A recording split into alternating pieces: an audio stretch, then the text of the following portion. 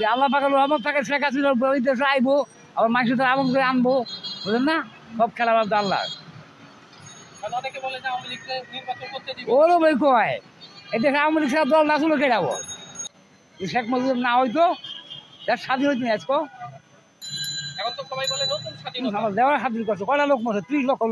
আপনি আমাকে এই কথার প্রশ্ন করতে পারেন যে স্বাধীন আপনি বললেন, কিন্তু আমি কথাটা স্বাধীন বলবো না, কারণ আমরা তো অন্য দেশের সাথে যুদ্ধ করে আমাদের স্বাধীন হয়নি। একজনের হাত থেকে নিয়েছি অন্যজনের হাতে চলে গেছে, এটা বলতে পারেন না। এটা আমার কাছে কোনো স্বাধীন না।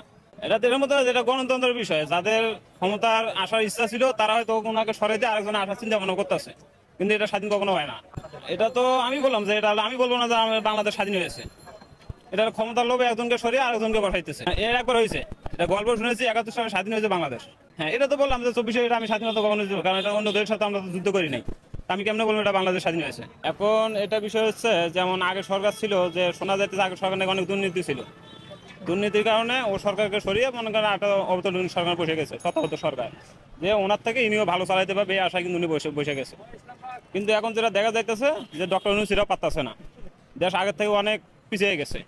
যা মনে করেন আগে আমরা যে ইনকাম করতাম সেই ইনকাম এখন করতে পারি না। এখনো ৭৫% লোক আওয়ামী লীগকে পছন্দ করে।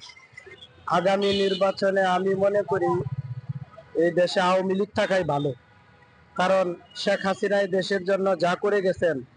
বিগত আমরা অনেক সরকার দেখেছি, ভাই এরশাদ থেকে দেখেছি, আমরা খালেদা জিয়ারে দেখেছি, এরপরে আবার আওয়ামী লীগকে দেখেছি, এরপরে আমরা আবার খালেদা জিয়ারে দেখেছি, এরপরে আমরা আবার আওয়ামী লীগকে দেখেছি। কিন্তু সবচেয়ে আমাদের কাছে শেখ হাসিনা আওয়ামী লীগ সরকারই ভালো। আশা করি দেশের এখনো ৭৫% লোক আওয়ামী লীগকে পছন্দ করে। আগে খুব সস্তায় খাইতাম, মানে আমরা তো না খাই মরতে হইব। আমি কালকে ১৫০ টাকা বাজার করে আমরা ৪টা মানুষ খাইছি, এক বেলা না খায়া থাকি। বাংলাদেশটা ঘুরে দাঁড়াবে বলে আমার মনে হয় না। আমার দৃষ্টিতে দ্বারা আমি দেখি যে বাংলাদেশ দিন দিন আরো রসাতলের দিকে যাচ্ছে। আমরা যেটা আশা করছি সেটা আমরা পাই না। আপনি দেখেন দ্রব্যমূল্যের যে অবস্থান বাংলাদেশে এবং আইন শৃঙ্খলা যেভাবে অবনতি হচ্ছে। ২৪ সালে কিসের স্বাধীন? স্বাধীন যেটা তো ৭১-এ দেশ পার্টিশন। আমরা আমগো ভূমি বুঝে নিছি, আমরা অন্যদের সাথে লড়াই করছি। কিন্তু এখন যদি আপনি কোন যে এইটা স্বাধীন হয়েছে ২৪ তারিখে, তা আমারে বুঝান আপনি কার বিরুদ্ধে লইরা স্বাধীন হইল? আমি আমার ভাইয়ের বিরুদ্ধে এটা স্বাধীন হইল? প্রত্যেকটা ক্ষেত্রে গিয়া মানুষের কল্যাণের জন্য এই সরকার কিন্তু গরিবের মেহনতি মানুষের কল্যাণের জন্য কিছু করতেছে না। আগের সরকারই ভালো ছিল, তাহলে আমরা ওইটারে কেন হরাইলাম? এই বৈষম্য দূর করতে গিয়ে তো আরো বৈষম্য বাজাই লইছি অনেক। কারণ দেখেন আপনি চারিদিকে তাকায়া বৈষম্য রয়ে গেছে, আসলে বৈষম্য দূর করতে পারে নাই। প্রত্যেকটা মানুষ না যে হাল হইতেছে বাজারে নিত্য প্রয়োজনীয় জিনিস, এই সিন্ডিকেট লিগে এত আন্দোলন। ডক্টর ইউনূস ৬৬ কোটি টাকা সে কর পাকিয়ে দিছে, সংস্কার কাকে করাবেন? এটা জনগণের টাকা। উনি কে? উনি কর দিল না কেন? ৬৬ কোটি টাকা, এবং সে ৫ বছর কর দিতে হবে না। এটা কি সংবিধান? এটা কি নিয়ম? তাহলে আমি কর দিব না, কেউ দিবে না, বাংলার কোনো জনগণ কর দিবে না।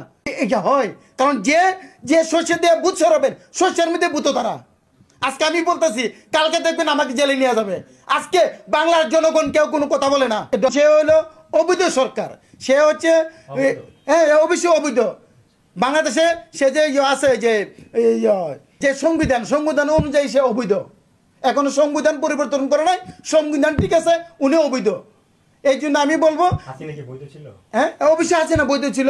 হ্যাঁ ইনশাল্লাহ আমি শেখ হাসিনা ফিরে আসলে আমি খুশি।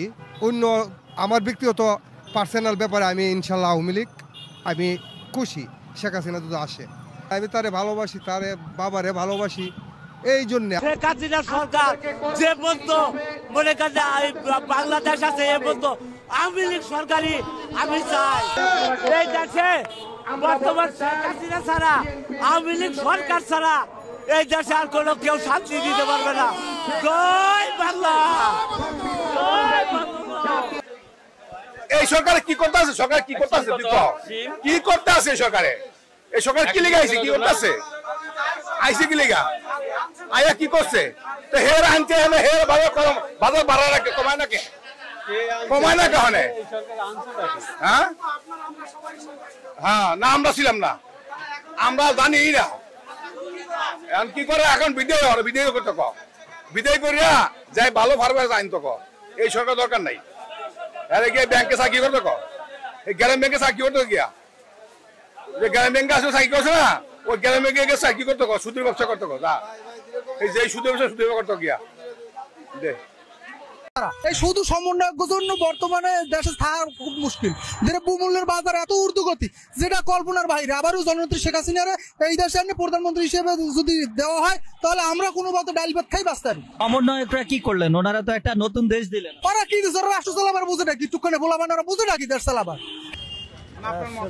আমার মতামত তো আগেরটাই মনে হয় ভালো ছিল। আওয়ামী লীগ ভালো ছিল। Awami League thank you. কোন জায়গায় কোনো টল নাই। আজকে দেশের পরিস্থিতি খুবই খারাপ হয়েছে। এই সরকার ক্ষমতা আর পরে কি হয়েছে? লাভ হয়েছে? গরিব মানুষের কি লাভ হয়েছে? লাভের কোনো প্রশ্নই আসে না। সবচেয়ে ক্ষতি হয়েছে জনগণের, সাধারণ পাবলিক। আজকে বাজারের পরিস্থিতি খুবই খারাপ। বাজারে আজকে বাজার করতে আসি, বাজার করতে পারি না, খালি ব্যাগ নিয়ে বাসায় চলে যাই। এই পরিস্থিতি কি করছি বুঝছেন? আগের দিন আমি 15 বছরে কোনোদিন আমি বুক খুলে চলছি, টাকা নিয়ে আর রাস্তায় চলছি, টাকা কোনোদিন টাকা একটা টাকা হারাই নেই, চিন্তাকারী নাই। সবাই বলতেছে জনগণের সরকার বিপ্লব হয়েছে। ও হচ্ছে ডক্টর 1 নম্বর সুদখোর। হাজার হাজার নারী ইজ্জত দিছে এই সুদের বিনিময়ে। প্রত্যেকটা গ্রামে গ্রামে নারীর ইজ্জত দিছে, প্রত্যেকে এই সুদখোরের বিনিময়, সুদের বিনিময়। হাজার হাজার মানুষ বাড়ি ছাড়া হয়েছে, ঘর ছাড়া হয়েছে। এই সুদখোররা দিয়ে জনগণের মুক্তি আসবে না। ভালো মুখোশের আড়ালে যে ওনার ভিতরে যে কত আকাঙ্ক্ষা সেটা জনগণ জানে। নোবেল আপনাকে আমি একটা ফুলের তোড়া দিয়ে আমি নোবেল দিতে পারি, স্বর্ণের মডেল দিয়ে একটা ফুলের তোড়া দিতে পারি। যদি ডক্টর ইউনূস জনগণের সরকার হতো, সর্বপ্রথম কাজ হতো দ্রব্যমূল্য ঊর্ধ্বগতিকে কমানো। আমাদের স্লোগান হচ্ছে ভাত দে, কাজ দে, নইলে গদি ছাড়িয়ে দে। শিক্ষার্থীরা তো যা করতেছে করতেই আছে। শিক্ষার্থীদের জন্য তো আজকে অত বুক দিয়ে আল্লাহর কাছে বিচার দিলাম বাবা, আল্লাহর কাছে একটু কি বললাম।